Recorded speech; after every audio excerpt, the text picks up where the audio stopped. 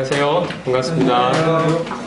오늘은 사도행전 5장 말씀을 함께 살펴보겠습니다. 5장 29절 말씀.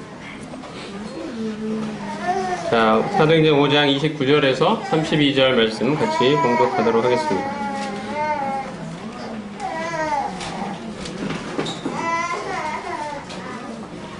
자, 사도행전 5장 29절에서 32절 같이 교독하겠습니다. 제가 29절 읽고요. 여러분이 30절 읽어주시면 되겠습니다. 자, 시작. 베드로와 사도들이 대답하여 이르되 사람보다 하나님께 순종하는 것이 마땅하니라. 너희가 하나님의 따라주신 예수를 조상의 하나님이 살리시고 이스라엘에게 회개함과 죄사함을 주시려고 그를 오른손으로 높이사 임금과 구주로 삼으셨느니라. 우리는 이 일의 증인이요 하나님이 자기에게 순종하는 사람들에게 주신 성령도 바라보라. 이 말씀의 배경은 대제사장과 유대교 지도자들이 사도들을 위협하여서 그들이 증거하고 있는 바로 예수 그리스도께서 부활하셨다고 하는 이 메시지를 증거하지 말도록 위협하고 있는 그런 상황에도 불구하고 사도들이 이에 굴하지 않고 예수 그리스도의 부활을, 이 메시지를 사람들 앞에 담대하게 이 부활의 복음을 증거하는 그러한 내용입니다. 그들이 이렇게 할 수 있었던 것은 그들이 방금 읽은 말씀처럼 그들이 부활의 증인이 되었기 때문이죠. 그들 앞에 부활하신 주님이 분명히 살아나신 채로 나타나셨기 때문입니다. 참으로 온 우주를 지으신 창조주 하나님께서 이 땅에 인간의 모습으로 오셨다는 사실을 그들 눈앞에 똑똑히 확인하게 되자 그들은 이 메시지를, 이 이야기를 증거하지 않을 수 없었던 것입니다.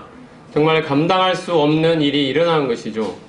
어떻게 온 우주를 지으신 그 만물의 창조주께서 이 땅에 인간의 몸을 입고 오셨고 우리를 위하여, 우리 같은 죄인을 위하여 십자가에 죽기까지 하셨는지 생각하면 생각할수록 정말 있을 수 없는 일이고 감당할 수 없는 일이며 참으로 우리가 하나님을 배웠다는 이 사실이 얼마나 그들의 마음을 뛰게 만들었는지 내가 창조주 하나님을 배웠구나. 내가 3년 반 동안이나 따라다녔던 그분이 바로 온 우주 만물의 창조주이시구나. 그 영광의 하나님을 내가 만났구나. 내가 배웠구나. 그분의 이야기를 들었구나. 이분이 바로 우리를 위하여, 나를 위하여 십자가에 지시기까지 우리를 사랑하셨구나. 그분이 달린 십자가는 바로 하나님이 달리신 십자가라는 사실을 그들이 깨닫게 되자 이 엄청난 복음을 세상에 증거하지 않을 수 없었던 것입니다. 그들의 삶은 이 주님을 만나고 나서 놀랍게 변화되었습니다. 그들은 그 전과 같은 인생을 살아갈 수 없었습니다. 그들의 이 목숨의 위협 앞에서도 예수 그리스도는 이 땅에 오신 하나님이시라. 그분이 달린 십자가는 하나님이 달리신 십자가라고. 그분으로 말미암아 우리가 영생을 얻고 구원을 얻을 수 있다고. 이 부활하신 주님이야말로 우리의 인생의 주인이 되시는 분이시라고. 우리의 임금과 구주가 되신 분이라고 선포하지 않을 수 없었습니다. 우리 역시 마찬가지입니다. 우리 역시 예수 그리스도의 십자가와 부활을 통해서 이 복음을 통해서 우리의 인생이 변화받은 자들입니다.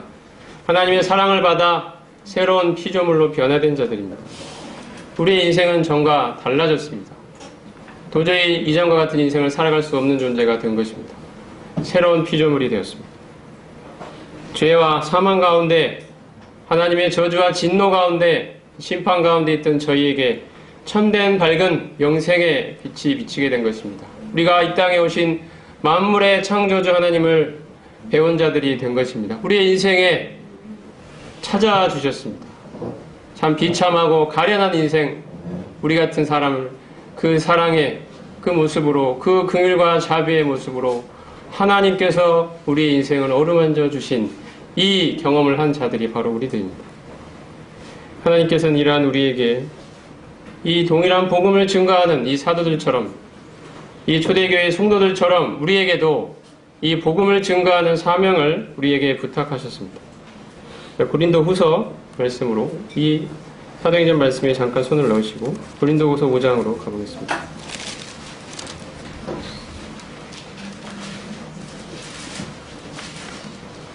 5장 14절부터 19절 말씀까지 같이 교독하겠습니다. 5장 14절, 19절.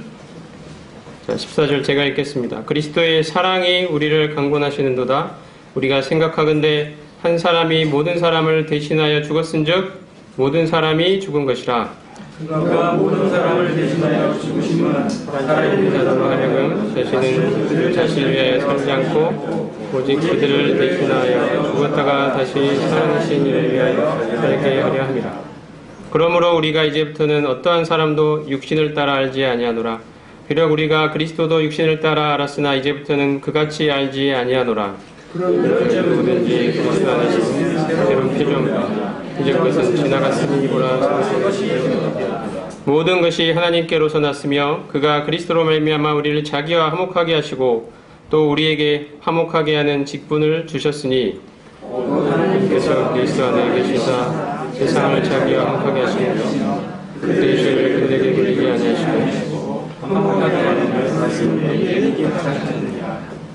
이 말씀을 보면 그리스도의 사랑이 우리를 강권하신다고 말합니다. 우리 같은 죄인에게 임한 이 그리스도의 사랑이 우리의 마음을 강권한다고, 강력하게 권고한다고 이야기합니다. 우리의 마음에 말할 수 없는 하나님의 사랑을 입은 자로서, 하나님의 은혜를 입은 자로서 우리 마음에 솟아나오는 이 다른 영혼을 향한 이 간절한 마음이 우리 마음에 끝없이 솟아나온다고 말씀합니다. 그리스도의 사랑을 생각하면 생각할수록 이 사랑이 너무나 감사하고 감격스럽고 이 사랑을 증가하지 않을 수 없는 그 심정을 말하고 있는 것입니다.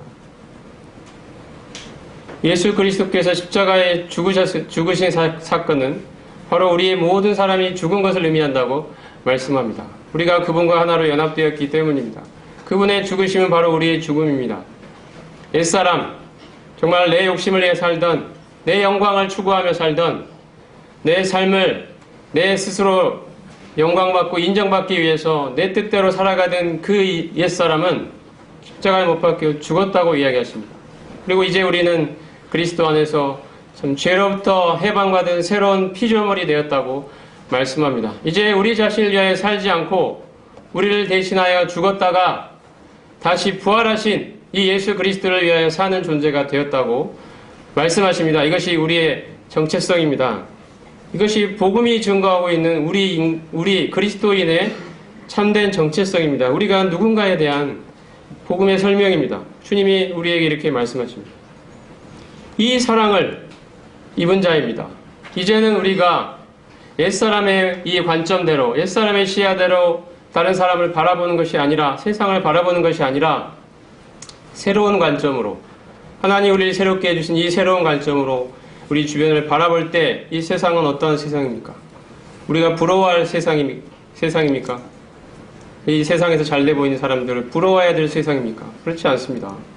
이 세상은 이 하나님 없이 멸망을 향하여 치닫고 있는 참으로 비참하고 가련한 인생들의 집합소인 것입니다. 여기에 바로 하나님께서 우리를 보내주신 것입니다.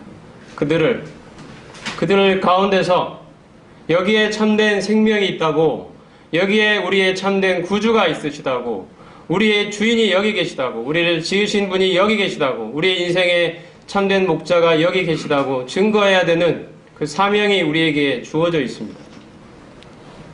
우리가 그리스도의 복음을 말과 삶을 통해 증거하는 것은 우리 그리스도인이 살아가는 삶의 존재 방식 그 자체라고 할 수 있습니다. 우리가 살아가는 것은 십자가와 부활로 우리에게 참된 구원의 길을 보여주신 우리의 주인 되신 이 예수 그리스도의 복음을 이 세상에 증거하기 위함입니다. 바로 이 일을 위해서 하나님께서 우리가 지금 있는 그 직장에 보내주신 것입니다. 그 이웃 가운데로 보내주신 것입니다. 그 세상 가운데로 보내주신 것입니다. 그 학교 가운데로 보내주신 것입니다. 우리가 만나는 사람들에게 이 그리스도의 놀라운 복음을 증거하도록 하시기 위하여 우리를 하나님께서 그곳에 보내주셨습니다. 하나님의 사랑을 입은 자로서 이 사랑을 나타내도록 하나님께서 그 가운데 우리를 세상을 자기와 화목해 하는 직책을 우리에게 부탁하셨다고 하나님 말씀하십니다. 하나님의 간절한 음성이 들리지 않으십니까? 하나님이 왜 우리를 이 세상 가운데 그들 가운데 두셨냐는 것입니다. 그들 가운데 이 놀라운 주님을, 이 풍성하신 주님을, 이 생명의 주인 되신 우리 주님을 증거하도록 하기 위한 것입니다. 그들이 바로 이 복음을 필요로 하는 자들이 아닙니까? 이 생명의 복음을 필요로 하는 자들이 아닙니까? 우리를 통해 이 예수 그리스도 그분을 증거하도록 하시기 위하여 우리를 주님께서 그곳에 보내신 것입니다. 주님을 모른 채 자신이 주인 되어 살며 이 멸망과 파멸 속으로 가고 있는 이 안타까운 그들을 향하여 목자 없이 유리하고 방황하는 그들을 안타까워하시는 그 주님의 심정을 품고 참으로 우리 옛사람으로부터 벗어나 새로운 피조물이 된 이 죄에게서 놓여나 하나님의 참된 종이 된 우리들이 이 놀라운 복음을 들고 그들 앞에 생명의 길을 제시해야 될 그 사명이 우리에게 주어져 있는 것입니다. 네. 사도행전 5장으로 다시 오시겠습니다. 사도행전 5장에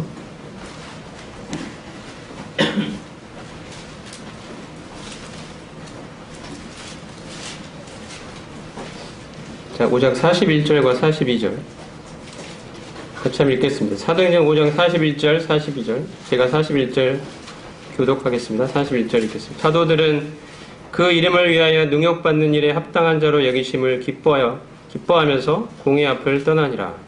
우리나라 성도에 있든지 집에 있든지 예수는 그리스도라고 가르치기와 넘어가기를 주지 않으니라. 예수는 그리스도라고 말하고 있는 것은 무엇입니까? 이 그리스도라는 말은 히브리어로 메시아이고 하나님께서 자신의 나라를, 자신의 왕국을 이 땅에 건설하시기 위하여 이 땅에 보내시는 바로 하나님의 통치를 이 땅에 실현하실 그 왕을 가리키는 단어가 이 메시아, 그리스도라는 단어입니다. 예수는 그리스도라는 말은 예수는 우리의 왕이라는 뜻입니다. 예수 나의 왕, 이 말이 예수 그리스도라는 뜻입니다. 우리는 예수님을 그리스도라고 믿는 자들입니다.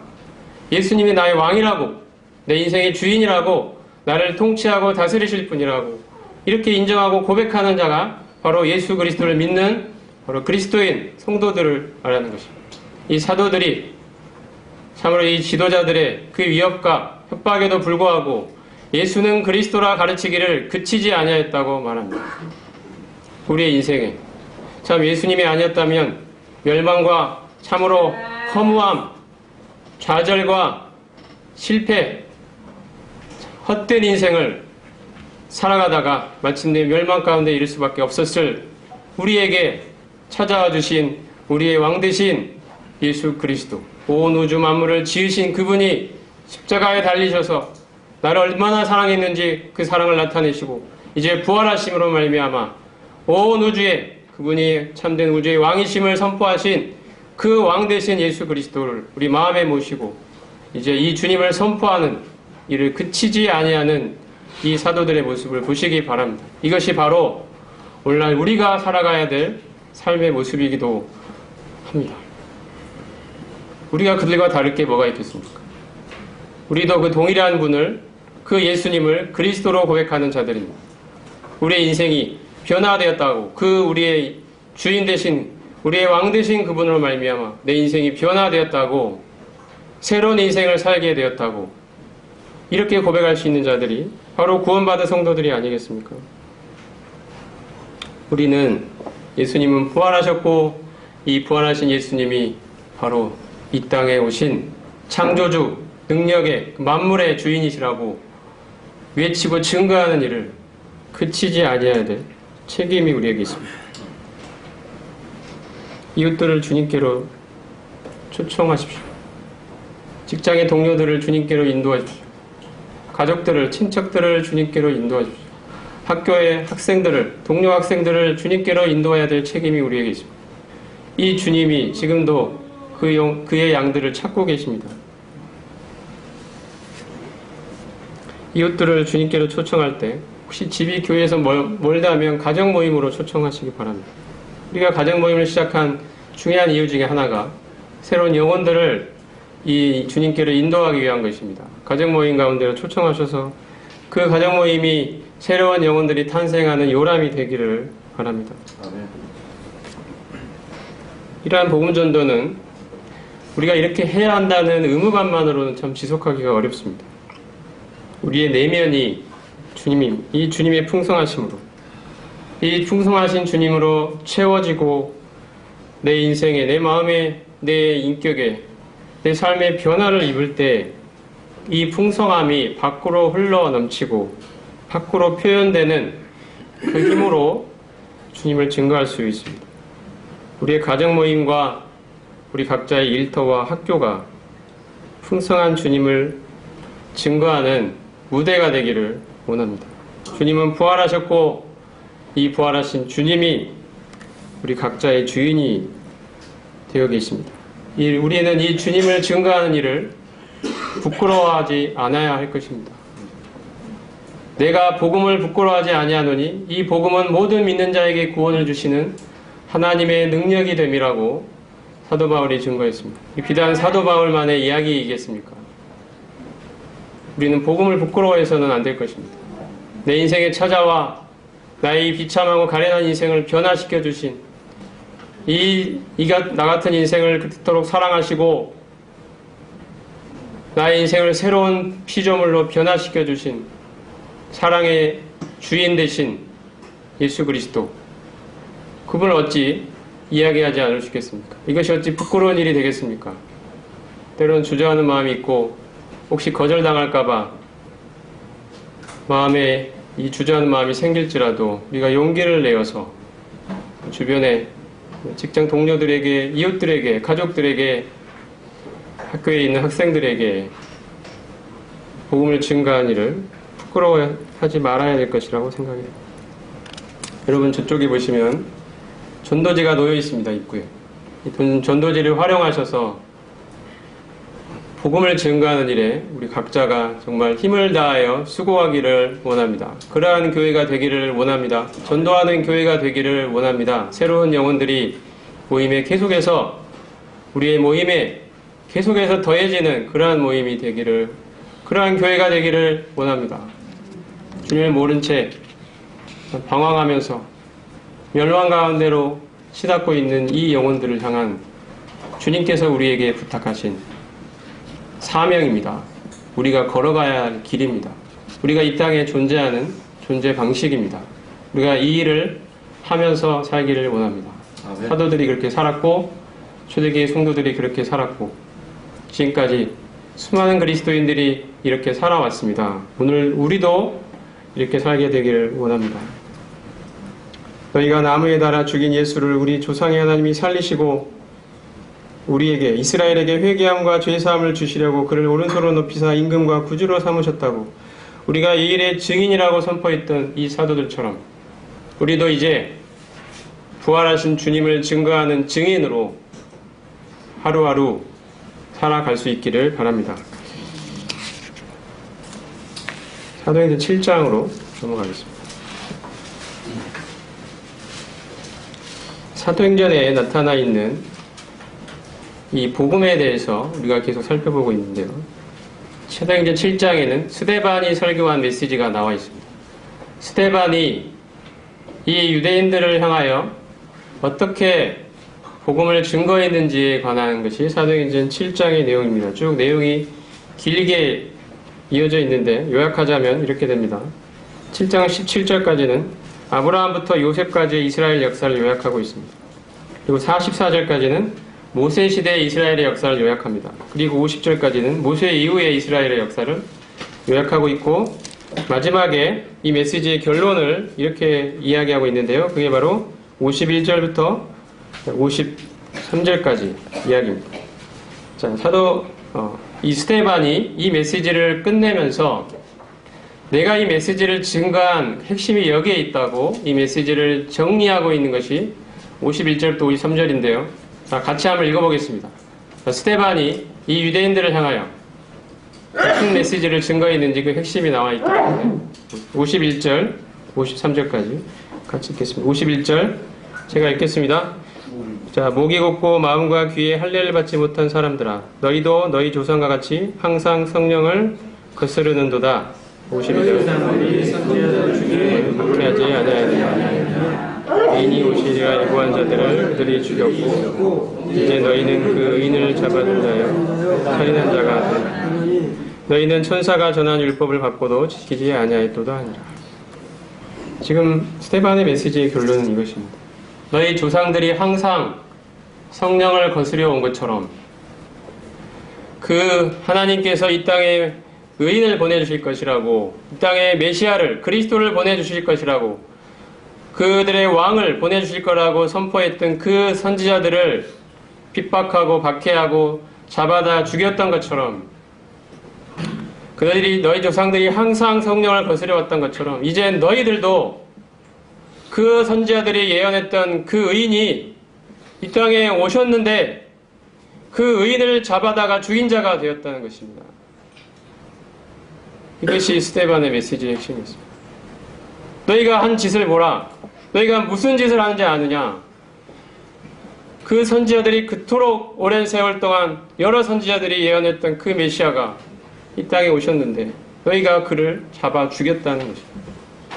너희 조상과 똑같은 짓을 했다. 너희가 더한 짓을 했다. 지금 스데반이 하는 이야기입니다. 이 메시지를 들은 사람들이 어떤 반응을 보였습니까? 54절에 보면 저희가 이 말을 듣고 마음에 찔려 그를 향하여 이를 갈거늘 이렇게 얘기합니다. 그들은 마음에 찔렸습니다. 찔림이 있었습니다. 근데 그들은 회개하지 않았습니다. 어떠한 반응으로 나왔냐면 회개하지 않고 스데반을 향하여 분노를 일으킨 것입니다. 이를 갈았다고 이야기합니다. 왜냐하면 스데반의 메시지가 그들의 자존심을 건드렸기 때문입니다. 우리는 의로운 사람들이고 우리는 하나님의 선택받은 특별한 민족이라고 생각하면서 이 자만심에 가득 차 있었는데 스데반이 그들의 이 완고함과 뿌리 깊은 이 죄악성을 신랄하게 지적했기 때문입니다. 그들이 어떠한 자인지 백일하의 탄로 나게 했기 때문입니다. 이 땅에 오신 창조주 하나님 예수 그리스도를 그들의 주인이요 왕으로 받아들이지 않고 여전히 자기가 주인 되어 살면서 자기의 자존심과 영광을 위해서 살아온 이 그들의 죄를 스데반이 지적했을 때 그들은 뉘우치고 회개하기는커녕 스데반을 향하여 분노를 퍼부었습니다. 내 자존심을 건드렸다는 것입니다. 우리가 예수님을 믿는 이 기초는 내가 하나님 앞에서 얼마나 뿌리 깊은 죄인인지를, 내가 하나님을 하나님답게 모시지 않고 내가 내 뜻을 이루고 내 영광을 챙기고 나의 만족을 위해서, 내 영광을 위해서, 내가 높임받기를 위해서, 내가 인정받기를 위해서, 이것을 위해서 살아온 이 죄인이라는, 이 배역무도한 죄인이라는 사실을 겸손하게 하나님 앞에 인정하고 무릎을 꿇는 데에서부터 출발합니다. 이 자기 중심성에 대한 철저한 돌이킴, 이것이 바로 예수 그리스도를 믿는 기초가 됩니다. 이러한 기초 위에 서지 않고 여전히 내가 주인 되어 살면서 내 영광을 챙기고 내가 인정받기를 원하고 내가 높임받기를 원하고 이렇게 살아가고 있는 이 모습은 이러한 하나님조차도 바로 이러한 삶을 위해서 필요한 존재로, 그러한 존재로 하나님도 섬기려 하는 이러한 모습으로는 결코 예수님을 참되게 믿을 수 없습니다. 나는 괜찮은 사람이고 남들로부터 인정받아야 되고 높임받아야 되고 영광받아야 된다고 생각하면서 이러한 자존심이 조금이라도 건드려지면 그 자존심을 건드린 사람들을 향하여 분노의 이를 갈고 하나님을 향해서도 원망의 삿대질을 해대는 그러한 심령으로는 결코 그리스도를 올바로 믿는다고 말할 수 없을 것입니다. 바로 이러한 자기중심적인 태도가 이 땅에 찾아오신 만물의 주인 되신 예수 그리스도조차도 십자가에 못 박아버렸던 그러한 모습으로 끔찍한 죄로 나타났던 것입니다. 나는 괜찮은 사람인데 나를 향해 죄인이라고 지적하고 책망하시는 그 예수 그리스도를 향하여 바리새인들이 얼마나 이를 갈았는지 아십니까? 나는 인정받아야 될 사람인데, 나는 영광받아야 될 존재인데, 나를 향하여 내가 저주하고 비난하는 저 세리와 창기와 똑같은 죄인이라고 선포하시는 예수 그리스도, 그분의 입을 틀어막고 십자가에 못 박아 죽여버려야 속이 시원한 그러한 존재가 바로 우리 같은 죄인들인 것입니다. 우리는 이 죄를 주님 앞에 참으로 회개해야 합니다. 내 영광 챙기고, 내 만족 챙기고, 내 뜻을 이루기 위해 살고, 내 꿈을 이루기 위해 살고, 하나님도 그것을 위해 필요한 존재로 생각하면서 나를 도와달라고, 그렇게 그 기대가 충족되지 않으면 하나님조차도 원망하고 이렇게 살아가는 이 마음으로는 결코 예수 그리스도를 올바로 믿을 수가 없습니다. 지금 스데반이 지적한 죄가 바로 이 죄입니다. 너희가 너희 조상들처럼 지금까지 너희 자신을 챙기고 너희가 주인 되어 살아오지 않았느냐? 예수 그리스도를 주인으로 모시는 삶이 아니지 않았느냐? 그 주인 되신 예수님을 십자가에 못 박아 죽여버리지 않았느냐? 이것이 스데반이 말했던 것입니다. 근데 사람들은 어떻게 했습니까? 이 이야기를 듣고 회개하기는커녕 이를 갈았다고 이야기합니다. 그리고 그 다음 절을 보면 55절에 스데반이 성령 충만하여 하늘을 우러러 주목하여 하나님의 영광과 및 예수께서 하나님 우편에 서신 것을 보고 말하되 보라 하늘이 열리고 인자가 하나님 우편에 서신 것을 보노라 한대. 그들이 큰 소리를 지르며 귀를 막고 일제히 그에게 달려들어 성 밖으로 내치고 돌로 칠세. 지금 스데반은 성령이 충만한 모습으로 하늘을 우러러 보고 있습니다. 지금 사람들은 살기가 등등해가지고 스데반을 향하여 분노의 이를 갈고 있는데 스데반은 성령이 충만하여 하늘을 우러러 보고 있습니다. 스데반이 무엇을 보았다고 기록되어 있습니까? 바로 예수 그리스도께서 살아나신 모습으로 하나님 우편의 영광 가운데 서 계신 것을 본다고 스데반이 이야기했습니다. 이 이야기를 하자 사람들이 귀를 막고 일제히 달려들어 스데반을 돌로 쳐 죽이려고 지금 달려들고 있습니다. 그들이 왜 이 스데반의 말에 이처럼 무서운 광기를 품은 것일까요? 스데반을 이제는 더 이상 살려줄 수 없다고 달려들어서 죽여야 되겠다고 이제 실행에 옮기기까지. 어떻게 그 스데반의 말이 왜 그들의 심기를 건드렸던 것일까요? 그것은 그들이 죽여버린 예수 그리스도가 다시 살아났다고 지금 스데반의 말이 의미하기 때문입니다. 지금 살아나셔서 하나님 우편에 계시다. 그분은 하나님 우편에 계시단 말은 무엇입니까? 하나님과 동등한 분이라는 뜻입니다. 하나님과 같은 권세와 영광을 가지신 분이라는 뜻입니다. 예수님은 살아나셨고 지금 하나님 우편에 계시다. 바로 예수 그리스도가 하나님이라는 것 같은 이야기입니다. 그들의 이 말이 그가 한 이 말이 바로 그들의 심기를 건드린 것입니다. 정말로. 예수님이 부활하셨고 하나님과 같은 분이라면 그들은 도대체 무슨 짓을 한 것입니까? 그들은 바로 이 땅에 오신 하나님을 죽여버린 존재가 된다는 뜻이 되죠. 이것을 의미하기 때문에 그들은 귀를 막고 이제 스데반을 이제는 돌로 쳐 죽이는 데까지 이르게 됩니다. 스데반은 죽어가면서 그들을 향하여 예수 그리스도의 부활을 선포한 것입니다. 예수님은 부활하셨고 그분은 하나님과 같은 분이다. 그분은 하나님의 영광을 가지신 분이다. 그분이 누구인지 아느냐? 그분은 온 우주 만물을 지으신 만물의 주인이시다.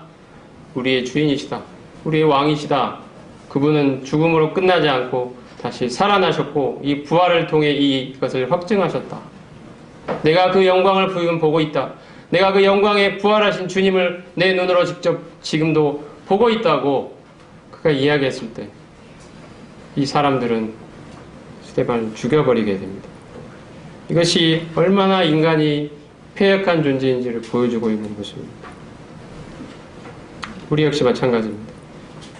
우리는 우리 자신이 주인 되어 살아온 끔찍한 이 죄를 분명하게 회개해야 합니다. 하나님 앞에 무릎을 꿇어야 합니다. 주님께서 우리에게 회개의 심령을 주시기를 원합니다. 부활하신 그리스도 앞에 굴복해야 하는 존재들입니다. 그리고 세상을 향한 우리의 메시지는 예수 그리스도는 우리의 죄를 위하여 십자가에 달리셨고 이제 부활하심으로 말미암아 우리의 주인임을 확증하셨다고. 그러니 이제 우리가 이 그리스도 앞에 굴복하여 우리의 주권을 그분 앞에 이양하고 그분을 나의 주인이요 나의 구원자로 모셔드려야 한다고. 이것이 바로 우리가 세상을 향한 우리의 메시지가 되어야 합니다. 예수님의 부활은 죄가 얽어매고 있는 모든 것들로부터 우리를 자유케 하신 사건입니다. 잘 생각해보면 우리 인간이 가지고 있는 이 문제들의 근원에는 이 죄가 있는데요. 이 죄 때문에 나라와 나라가 싸우고 개인과 개인이 싸웁니다. 서로 인정받기 위해서, 서로 높임받기 위해서, 서로 주도권을 갖기 위해서, 하나라도 더 남들로부터 빼앗아 오기 위해서 이 싸우는 게 이 인류의 역사고 지금 우리가 당면한 현실입니다.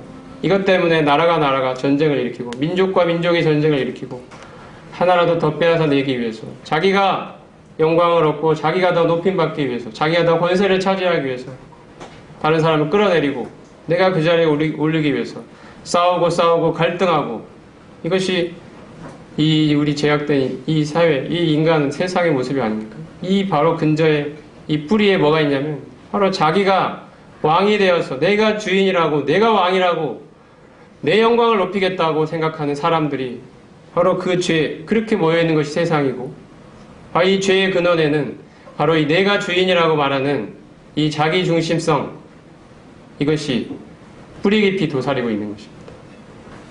예수 그리스도의 부활은 바로 이러한 죄가 가져온 이 파괴적인 결과로부터 이 참혹한 모습으로부터 우리를 해방시키신 사건입니다.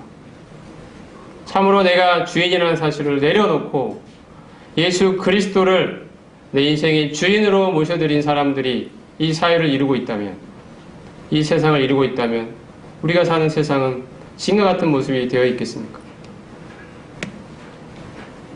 나는 정말 참으로 아무것도 아니며 오직 예수 그리스도만이 나의 모든 것이라고, 그분이 내 인생의 주인이라고, 내 인생도 그분의 것이라고, 그분의 영광을 위해 내가 사는 존재라고, 내가 이제 사는 것은 나를 위하여 십자가에 못 박히시고 이제 다시 살아나신 그분을 위해 사는 것이라고 그렇게 고백하는 사람들이 모여있다면 우리가 사는 세상 지금 같은 모습이 되어 있겠습니까?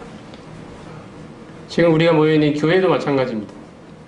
교회 안에서도 정말 내 영광, 내 만족, 내 뜻, 내가 높임받고 인정받고 대접받고 살기를 원하는 이런 모든 마음들을 다 십자가에 못 박아 버리고 이제 이 부활하신 영광의 주님이 이 나의 인생의 주인이 바로 이 주님이라고 고백하면서 이 주님만을 높이기를 원하고 이 주님이 이끄시는 대로 주인께서 이끄시는 대로 살아가기를 원하는 사람들이 이 교회 안에 모여있다면 우리가 모여있는 이 교회는 얼마나 아름답고 우리 주님의 영광이 이 머리 대심이 참 드러나는 교회가 되겠습니까? 우리는 부활하신 예수 그리스도 이분 앞에 굴복해야 합니다.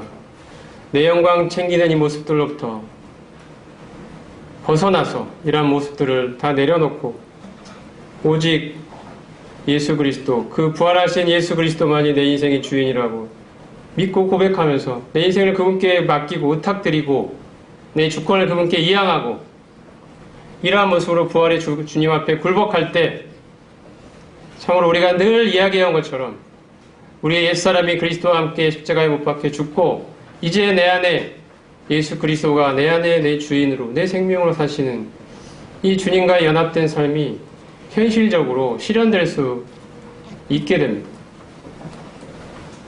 내가 내 인생의 주권을 여전히 붙들고 있다면 주님께서 내 안에서 일하고 싶어도 일하실 수가 없습니다. 주님도 내 뜻대로 따르세요라는 그러한 마음으로 주님을 향해 나아가고 있다면 주님은 결코 내 안에 역사하실 수 없습니다. 내가 내 인생의 주권을 완전히 주님께 이양해야 됩니다. 주님이 내 인생의 주인이라고, 부활하신 주님이, 그 영광의 주님이 저로부터 마땅한 경배와 찬양과 내 인생의 주권을 맡기에 합당한 분이라고 고백하는 이 심령만이 정말 주님이 내 안에 역사하시면서 이 나를 통하여 주님의 생명이 나타나는 이 결과를 우리가 경험할 수 있게 됩니다. 내가 내 인생에 꽉 붙들고 있으면서 주님, 내가 가고자 하는 길을 주님이 도와주세요, 이런 마음으로만 살고 있다면 우리는 결코 내 안에서 주님이 주인 노릇하도록 하지 않고 있는 것이며, 그렇기 때문에 주님의 생명이 나타남을 결코 경험할 수 없는 것입니다. 시간이 지나도 나를 통해 주님의 인격과 주님을 닮은 모습이 나타나지 않고 주님을 위한 여러 가지 일은 할 수 있겠지만 나를 통해 주님의 그 아름다운 모습이 나타나지 않는 이유가 무엇이겠습니까?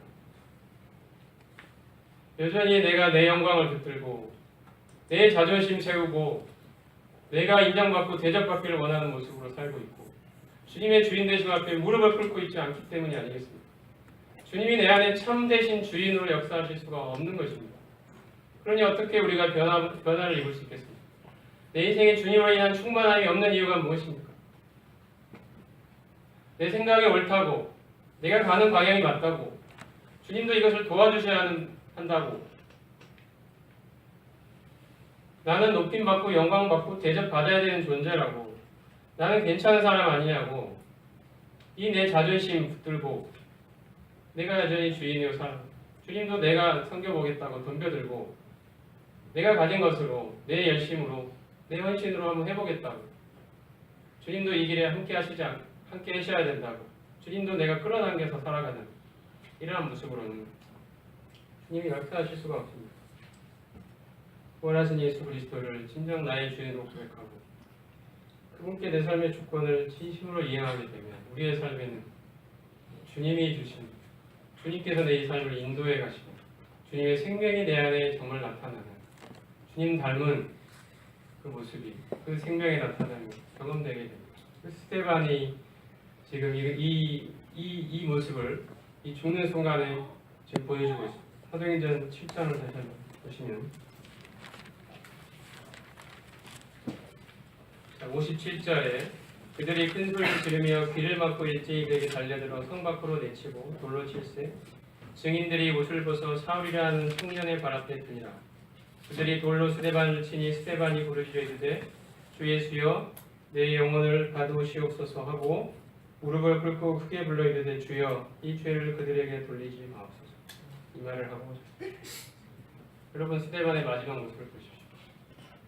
여러분, 어디서 많이 본 모습 아닙니까? 스데반이 마지막 죽는 모습이 어떻습니까? 여러분, 누구와 같다고 생각이 드십니까? 바로 예수 그리스도, 바로 그분께서 마지막 돌아가시는 그 장면과 너무도 닮아 있습니다. 이 주님이 마지막에 십자가에 달리셔서 숨을 거두시기 전에 뭐라고 했습니까? 사람들을 향하여. 그 예수 하나님을 향하여 뭐라고 했습니까? 누가복음 23장을 보면 나와 있습니다. 잠시 누가복음 23장을 갑니다. 누가복음 23장 34절 35절. 이에 예수께서 이르시되 아버지 저들을 사하여 주옵소서, 자기들이 하는 것을 알지 못함이니이다 하시다. 그 다음에 46절 내려와 46절입니다. 예수께서 큰 소리로 불러 이르시되 아버지 내 영혼을 아버지 손에 부탁하나이다 하고 이 말씀을 하신 후 숨지시니라. 주님이 마지막 십자가에 달리셔서 하셨던 말씀들입니다. 아버지 저들의 죄를 사하여 주시옵소서. 그렇게 말씀하시고 마지막 숨 거두시기 전에 아버지 제 영혼을 아버지 손에 의탁하나이다. 이것이 주님이 하셨던 말씀이었습니다. 자기를 향하여 그 증오를 품고 조롱하고 희롱하며 채찍질하던 그들을 향하여 주님은 긍휼의 마음을 품으시고, 그들이 지금 죄와 사탄에 사로잡혀서 저렇게 하고 있다는 그 사실에 마음이 아파 그들 향한 긍휼의 마음을 품으시고, 그들을 미워하거나 원망하거나 증오하지 아니하시고 그들을 용서해달라고 하나님 앞에서 기도하고 있는 우리 주님의 모습을 생각합니다. 이것이 지금 스데반이 보여주고 있는 모습과 똑같습니다. 스데반도 그를 향하여 이를 갈고 귀를 막고 달려들어서 돌로 치고 있는 그들을 향하여 미워하거나 원망하거나 하지 않고 그들의 죄를 용서해달라고 하나님 앞에 구하고 있습니다. 돌에 맞아가면서 피를 흘려가면서 지금 숨이 거둬져가는 이 죽어가는 순간에 그들을 향한 미움과 증오의 마음을 나타내지 않고 그들을 용서해달라고 기도하시던 그 주님의 그 모습이 스데반의 삶에 그대로 나타나는 거죠. 이것이 어찌 꾸며낸다고 할 수 있는 일이겠습니까? 이것은 정말 부활의 주님을 마음에 품고 그분과 함께 동행했던 그 삶에 어디까지 이를 수 있는지를 보여주는 스데반의 살아있는 산 증거입니다. 주님 닮은 모습으로, 주님과 같은 모습으로 주님의 생명이 그에게 나타나 그를 이 자리까지 변화시켜 인도했다는 사실을 보여주는 살아있는 증거입니다. 우리 주님 그대로 닮은 모습으로 죽어가고 있습니다. 이것이 우리가 보여줄 수 있는 최고의 모습이라고 생각합니다. 그리고 마지막에 숨을 거두기 전에 아버지 내 영혼을 아버지 손에 의탁하나이다 하셨던 우리 주님의 이 고백처럼 평생의 삶을 이 하나님 아버지와 동행하시다가 그분께 의탁드리는 삶을 사시다가 평생 그렇게 사시다가 마지막 숨을 거두는 순간까지도 하나님 아버지께 그 자기의 영혼을 의탁드리고 있는 이 아들 하나님의 이 모습을 스데반은 그토록 빼닮았던 것입니다.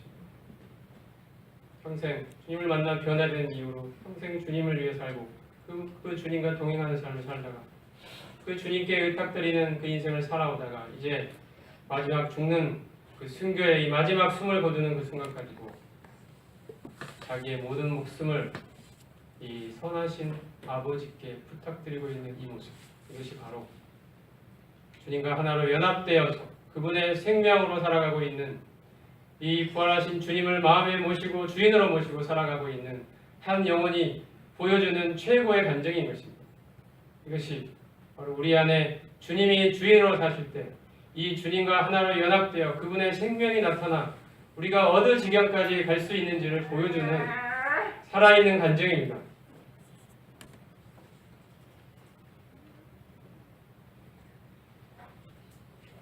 오늘 말씀을 정리해 보겠습니다.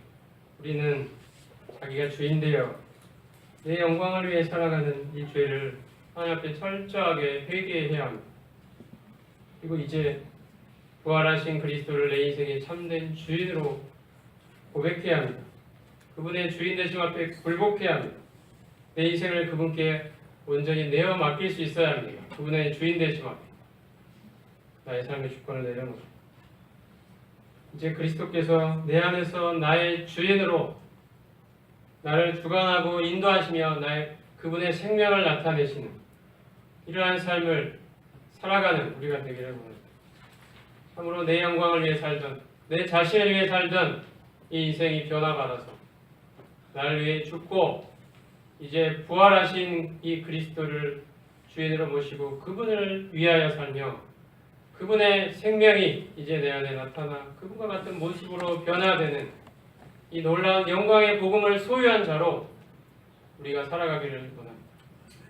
이 주님을 우리가 사람들에게 증거해야 되지 않겠습니까? 이 놀라운 주님을 증거해야 되지 않겠습니까? 그리고 이 주님으로 내가 살아가야 하지 않겠습니까? 내 마음에 주님을 참된 주인으로 모시고 이 행복과 이 기쁨과 이 감격 속에서 이 주님으로 말미암아 내가 죄로부터 벗어나 그 주님을 닮아가고 있는 이 모습으로 이걸 경험하면서 이 주님의 생명이 나타남을 경험하면서 나를 통해 나타나고 있는 이 주님의 능력을 경험하면서 이 풍성을 경험하면서 주님과 동행하는 삶을 사는 우리가 되기를 바랍니다. 아멘. 주님과 같은 모습으로 우리가 변화되어 갈 것입니다. 우리에게는 이 놀라운 복음이 주어져 있습니다. 부활의 주님이 내 안에 살아 계십니다. 우리는 연약하지만 내 안에 주님이 그 능력의 주님이 풍성의 주님이 살아 계십니다. 우리는 이 주님을 증거하는 복음을 전달해야 될 사명을 받은 자들 그리고 우리의 삶으로 이 주님을 살아내야 될 책임을 가진 자이고 특권을 가진 자임을 고백하게 됩니다. 기도하겠습니다.